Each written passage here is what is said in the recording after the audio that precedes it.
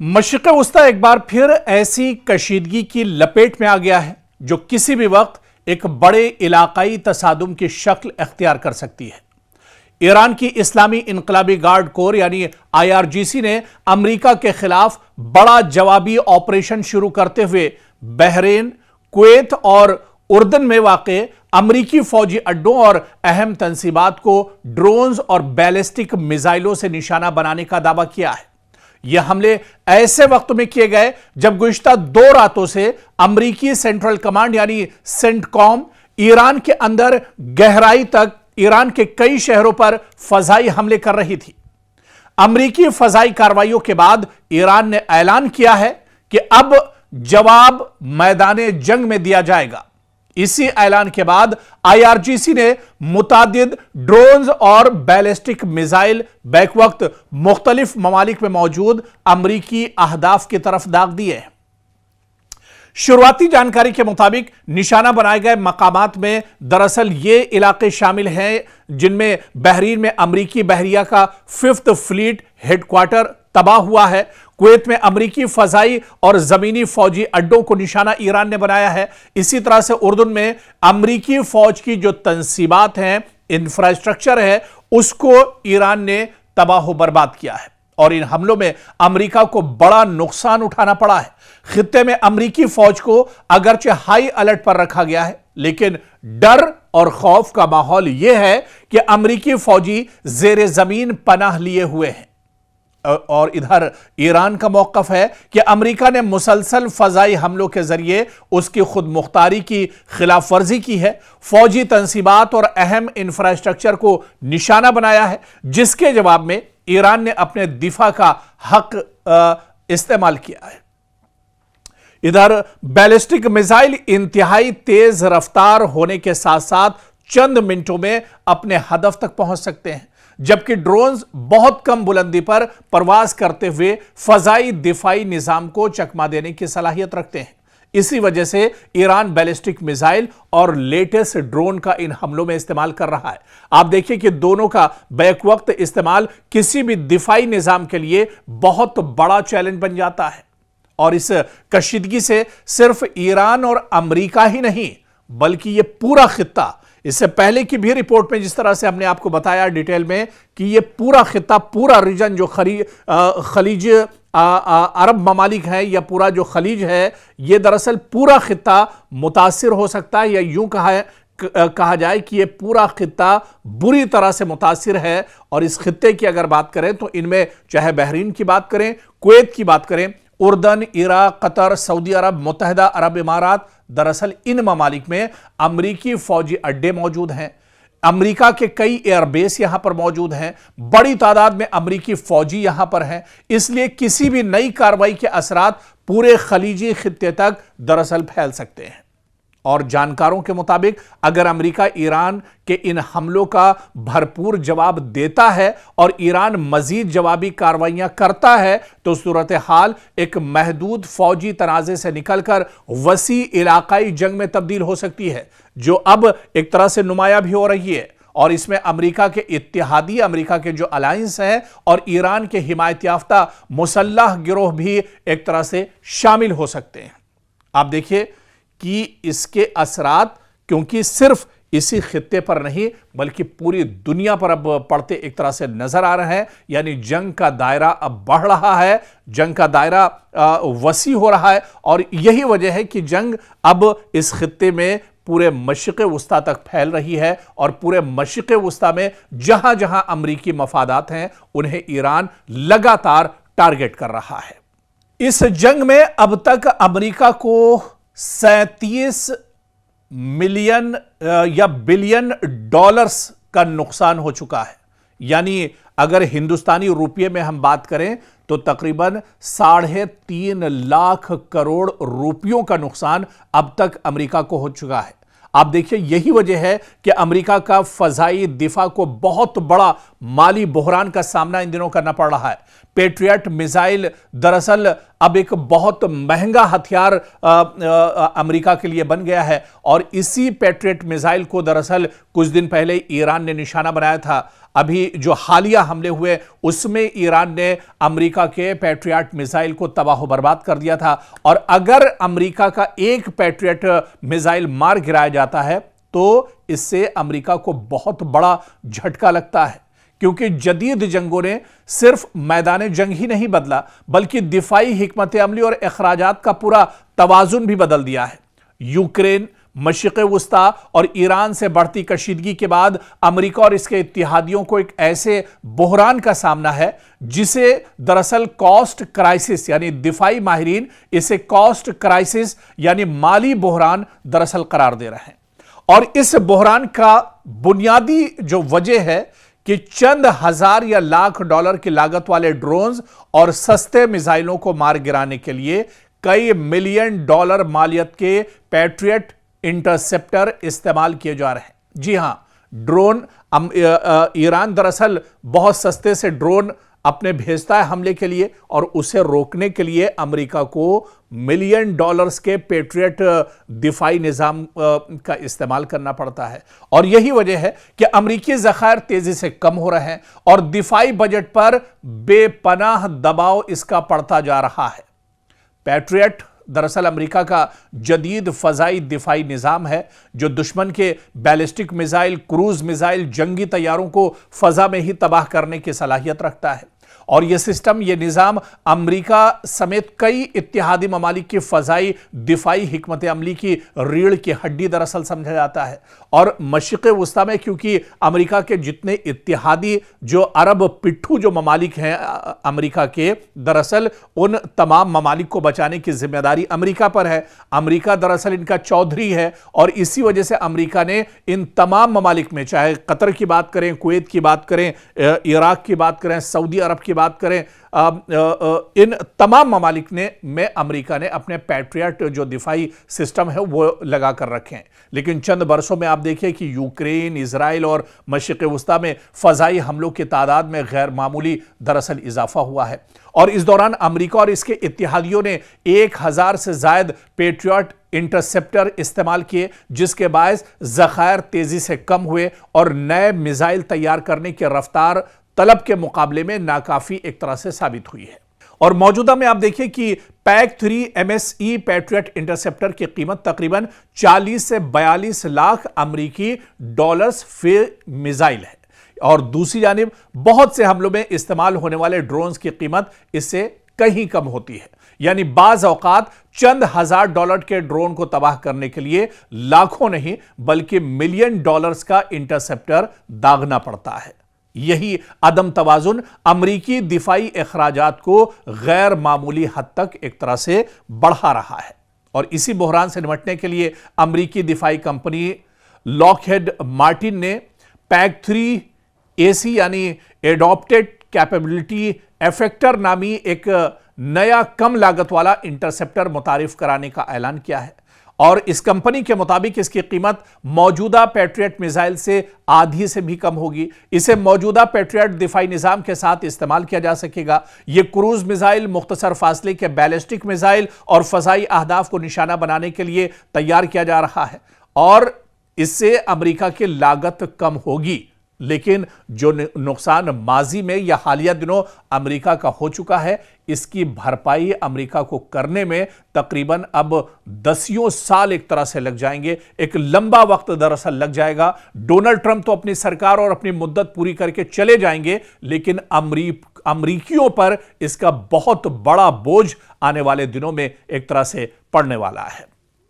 मशरिक़ वुस्ता इस वक्त अपनी जदीद तारीख के एक निहायत हसास दौर से गुजर रहा है। एक तरफ अमेरिका खित्ते में अपने फौजी अड्डों और इत्तेहादियों के जरिए असर व रसूख बरकरार रखने की कोशिश कर रहा है, जबकि दूसरी जानिब ईरान अपने इलाकाई असर को बढ़ाने और अमरीकी मौजूदगी को चैलेंज करने की हिकमत अमली पर अमल पैरा है। इस सूरत हाल ने एक बार फिर यह सवाल पैदा कर दिया है कि क्या खलीजी अरब ममालिक की दहाइयों पुरानी सलामती की पॉलिसी नाकाम हो रही है। बाज जानकार सख्त अल्फाज में कहते हैं कि खलीजी ममालिक न तो अमेरिका की मुकम्मल सिक्योरिटी जमानत हासिल कर सके और ना ही ईरान के साथ ऐसा एतमाद कायम कर सके जो उन्हें बड़े तसादुम से महफूज रखता। यानी न खुदा ही मिला और न विसाले सनम। आप देखिए कि 1979 के ईरानी इनकलाब और फिर खलीजी जंगों के बाद सऊदी अरब, बहरीन, कतर, कुवैत और मुत्तहिदा अरब अमारात जैसे ममालिक ने अपनी सलामती के लिए बड़ी हद तक अमेरिका पर इन्हिसार किया, जिसकी वजह से खित्ते में अमरीकी फौजी अड्डे कायम हुए, जदीद अमरीकी हथियार खरीदे गए, दिफाई मुआहदे किए गए, फजाई दिफा के लिए पैट्रियट और दीगर जदीद निज़ाम नस्ब किए गए। और इस हिकमत अमली का मकसद ईरान समेत किसी भी बैरूनी खतरे का दरअसल मुकाबला करना था। अरब ममालिक को ईरान से बहुत बड़ा खतरा था, लेकिन इस बीच आप देखिए कि गुज़िश्ता चंद बरसों में ईरान के मिसाइल और ड्रोन प्रोग्राम में नुमाया पेशरफ्त भी देखने को मिली। अगर अमरीकी फौजी अड्डों या इत्तेहादी ममालिक पर मिसाइल और ड्रोन हमले होते हैं तो इससे यह सवाल जरूर उठता है कि क्या सिर्फ महंगे दिफाई निज़ाम मुकम्मल तहफ़्फ़ुज़ फराहम कर सकते हैं या नई जंगी हिकमत अमलियों ने रिवायती दिफाई तसव्वुरात को चैलेंज किया है। इसी तनाजुर में अमरीकी दिफाई अखराजात, पैट्रियट मिसाइलों की किल्लत और कम लागत वाले दिफाई निज़ामों पर भी बहस तेज होती दिखाई दे रही है। अमेरिका अपने इत्तेहादियों की हिफाजत करने में नाकाम साबित हुआ है। हालिया बरसों के वाकयात ने यह जरूर दिखाया है कि ईरान के हर मिसाइल या ड्रोन हमले को अमेरिका रोकने में नाकाम रहा। जदीद जंगों में मुकम्मल दिफा की जमानत देना दरअसल इंतहाई मुश्किल है। मुसलसल हमलों की सूरत में दिफाई निज़ाम और ज़खायर दोनों पर दरअसल इसका दबाव काफ़ी ज़्यादा होता है।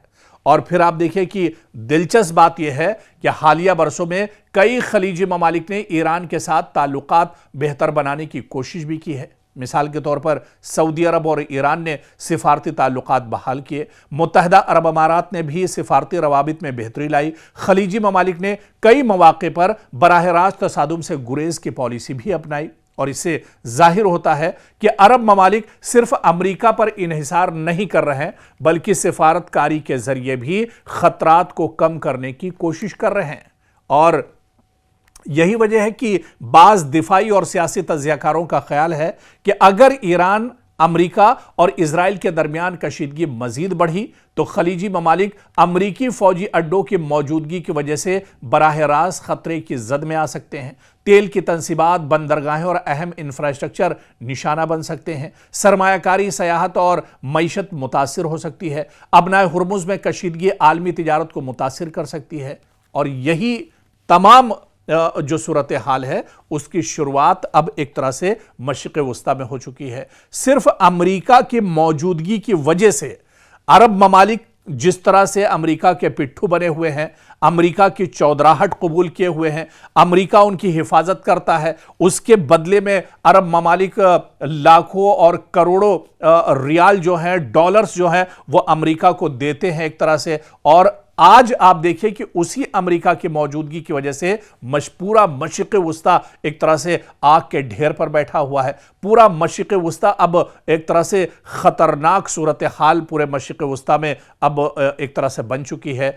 और यही सूरत हाल अगर बनी रही तो आने वाले दिनों में पूरे मशरिक़ वस्ता में हालात और ज़्यादा ख़राब होंगे। अभी तो अमरीकी मफादात को सिर्फ ईरान निशाना बना रहा है। हालात अगर और बिगड़ते हैं या सूरत हाल और ख़राब होती है तो फिर मशरिक़ वस्ता के जो अरब ममालिक हैं उन्हें अपनी सिक्योरिटी के लिए अज़ खुद एक तरह से सोचना पड़ेगा और मजबूर होना इसके लिए पड़ सकता है। अमेरिका और ईरान के दरमियान जारी कशीदगी अब सिर्फ बराह रास्त हमलों तक महदूद नहीं रही, बल्कि एक ऐसी जंग की शक्ल इख्तियार करती दिखाई दे रही है जिसमें लॉजिस्टिक्स, सप्लाई लाइंस और फौजी इंफ्रास्ट्रक्चर असल हदफ बन चुके हैं। ईरान अब सिर्फ इजराइल को निशाना बनाने के बजाय उन ममालिक में मौजूद अमरीकी अड्डों पर हमले कर रहा है जो खित्ते में वाशिंगटन के अहम इत्तेहादी और फौजी शराकतदार हैं। माहिरीन का कहना है कि अगर यही हिकमत अमली जारी रही तो अमेरिका को सिर्फ मैदान जंग में नहीं बल्कि अपनी पूरी अस्करी सप्लाई चेन और ऑपरेशनल सलाहियत में भी शदीद मुश्किलात का सामना करना पड़ सकता है। ईरान की कोशिश यह दिखाई देती है कि वह अमेरिका को एक ही महाज पर नहीं बल्कि मुख्तलिफ समतों से दबाव में लाए। इसीलिए उसने मुबैना तौर पर ऐसे अमरीकी फौजी मराकिज को हदफ बनाया जो अमरीकी अफवाज के लिए ईंधन, रसद, इंटेलिजेंस और कमांड एंड कंट्रोल का बुनियादी किरदार अदा करते हैं। इस हिकमत अमली के तहत आप देखिए कि कुवैत, बहरीन, उर्दन और मौजूद इन ममालिक में मौजूद अमरीकी तंसीबात खुसूसी तवज्जे का दरअसल मरकज बने हुए हैं, जहां ईरान ने बाज़ वक्त सीधे तौर पर उन पर हमला और अटैक किया है। इसी तरह से कुवैत के इलाके अल अहमदी में मौजूद अमरीकी बहरिया का फ्यूल सपोर्ट टर्मिनल मशरिक़ वस्ता में अमरीकी नेवी की सबसे अहम रसदगाहों में शुमार किया जाता है। खलीज फारस और अबनाए हुर्मुज़ में तैनात अमरीकी जंगी जहाज, डिजास्टर और दीगर बहरी बेड़े अपनी ईंधन की जरूरियात बड़ी हद तक इसी मरकज से पूरा करते हैं। रिपोर्ट से मुताबिक ईरान ने हालिया दिनों में ड्रोन्स और मिसाइलों के जरिए इस तंसीब को निशाना बनाया, जिससे ईंधन जखीरा करने वाले टैंक, पाइपलाइनें और रिफ्यूलिंग इंफ्रास्ट्रक्चर मुतासिर होने की खबरें भी सामने आ रही हैं। अगर किसी भी फौजी ताकत की ईंधन सप्लाई मुतासिर हो जाए तो उसके जंगी जहाजों की नकलो हरकत, गश्त और फजाई कार्रवाइयों पर बराह रास्त बहुत बड़ा हमला होता है। जदीद जंगों में सिर्फ टैंक और मिसाइल ही फैसला कुन नहीं होते, बल्कि लॉजिस्टिक्स भी इतनी ही अहम होती है, क्योंकि जंगी जहाजों, तैयारा बरदार बहरी जहाजों और लड़ाका तैयारों को मुसलसल ईंधन, असलहा और दीगर सामान की फराहमी जरूरी होती है। अगर सप्लाई लाइन मुतासिर हो जाए तो दुनिया की ताकतवर तरीन फौज भी अपनी कार्रवाइयों की रफ्तार बरकरार नहीं रह सकती। इसलिए फौजी माहिरीन सप्लाई चेन पर हमले को दुश्मन की जंगी सलाहियत कमजोर करने का मौसर तरीका एक तरह से करार देते हैं। और ठीक इसी तरह से आप देखिए, बहरीन में अमेरिका ने अमरीकी 5th फ्लीट को निशाना बनाया। बहरीन में मौजूद जो खलीज फारस, बहर अरब, बहर अहमर और अबनाए हुर्मुज़ में अमरीकी बहरी ऑपरेशंस की निगरानी करता है 5th फ्लीट। अगर इस नेटवर्क या इसकी सपोर्ट तंसीबात को नुकसान पहुंचता है तो पूरे खित्ते में अमरीकी बहरी कार्रवाइयों पर असर पड़ सकता है। उर्दन का टावर 22 बहुत इंपॉर्टेंट है। उर्दन, इराक और शाम के संगम पर वाक़ टावर 22 अमेरिका के लिए एक अहम फौजी मरकज समझा जाता है। दरअसल यह अड्डा शाम और इराक में अमरीकी कार्रवाइयों की मुआवनत करता है, यानी मदद करता है। निगरानी और इंटेलिजेंस ऑपरेशंस के लिए इसका इस्तेमाल होता है। खित्ते में अमरीकी फौजियों और इत्तेहादी अफवाज के दरमियान राब्ते का बहुत इंपॉर्टेंट ये कॉन्टेक्ट और मरकज माना जाता है। रिपोर्ट के मुताबिक इस मकाम पर हमलों के नतीजे में लॉजिस्टिक सहूलियात और निगरानी के बाद निज़ाम मुतासिर हुए हैं, जबकि मुतअद्दिद अहलकार जख्मी होने की इत्तलात भी सामने आ रही हैं। तो पूरे मशरिक़ वस्ता में जहां भी अमरीकी इंफ्रास्ट्रक्चर है वो अब कहीं भी महफूज नहीं है। मशरिक़ वस्ता में अमरीकी जो फौजी हैं वो भी एक तरह से महफूज नहीं है, क्योंकि जंग का दायरा बढ़ चुका है और अब यहां से ईरान ने अपनी जंगी हिकमत अमली जो होती है उसको भी, यानी वॉर जो पॉलिसी है उसमें भी बहुत बड़ा बदलाव ईरान लेकर आई है, जिसकी वजह से अब डोनाल्ड ट्रंप दरअसल परेशानी का शिकार हो गए हैं।